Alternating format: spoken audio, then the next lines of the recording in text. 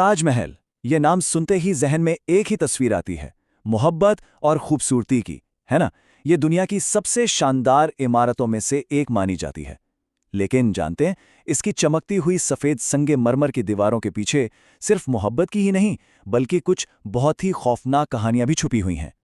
और इन कहानियों में सबसे मशहूर और सबसे लर्जा देने वाला सवाल यही है, क्या वाकई शाहजहां ने उन हजारों कारीगरों के हाथ कटवा दिए थे जिन्होंने अपनी जिंदगी लगाकर ये शाहकार बनाया, सिर्फ इसलिए कि ऐसी कोई दूसरी इमारत फिर कभी ना बन सके? चलें आज इस मामले की तह तक पहुंचते हैं। तो सबसे पहले इस मशहूर कहानी को देखते हैं जो सदियों से सुनाई जा रही है। एक ऐसी कहानी जो ताजमहल की खूबसूरती पर कहलें कि एक जुल्म का साया डालती है। लेकिन क्या हो अगर हम इस कहानी को एक बिल्कुल अलग नज़र से देखें, उन लोगों की जुबान से सुने जो उस वक्त उस जगह पर मौजूद थे। जरा तसव्वुर करें कि उन 20,000 कारीगरों में से कोई एक आज खुद अपनी दास्तान सुना रहा हो। सच्चाई जानने के लिए ना हमें इस मशहूर अफसाने से हटकर इन कारीगरों की असल जिंदगी की मुश्किलात को समझना पड़ेगा। इनकी असली चैलेंजेस क्या थे, उन्हें असल में किन खतरात का सामना था। तो उनकी सबसे बड़ी सच्चाई ये थी, हाथ कटने का खौफ नहीं, बल्कि रोजमर्रा की जिंदगी में मौत का डर। और ये खौफ किसी एक दिन का नहीं था, बल्कि हर तुलू होता सूरज अपने साथ यही डर लेकर आता था।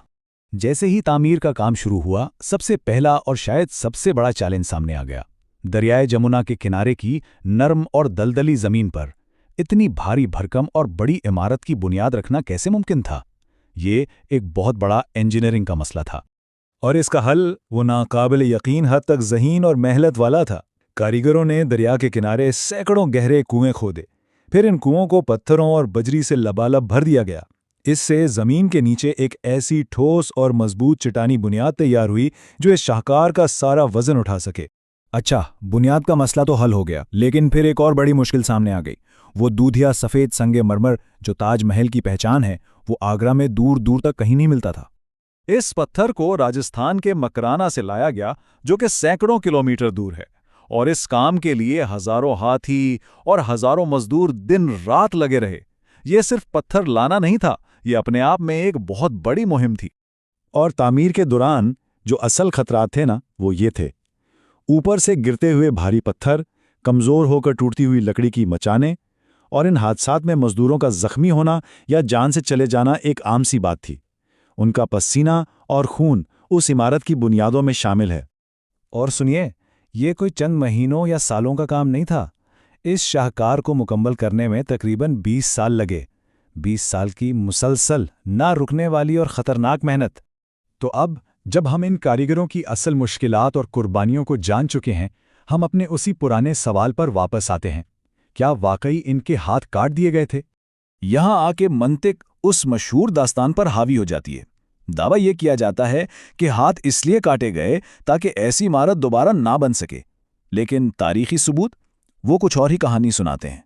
जरा सोचें, अगर इन कारीगरों के हाथ काट दिए गए होते तो वो दिल्ली में लाल किला और जामा मस्जिद जैसी अजीमुशान इमारतें कैसे तामीर करते?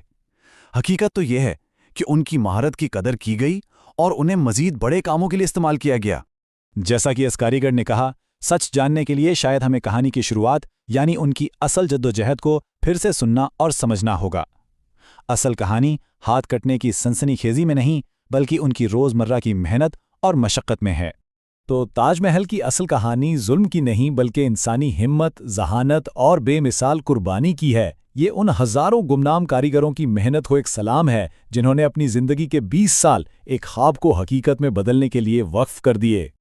और ये बात हमें सोचने पर मजबूर करती है कि तारीख में ऐसी और कितनी ही मशहूर दास्तानें जिनके पीछे की असल हकीकत शायद कुछ और हो, जो वक्त के साथ सनसनीखेजी की गर्द में कहीं छुप गई है।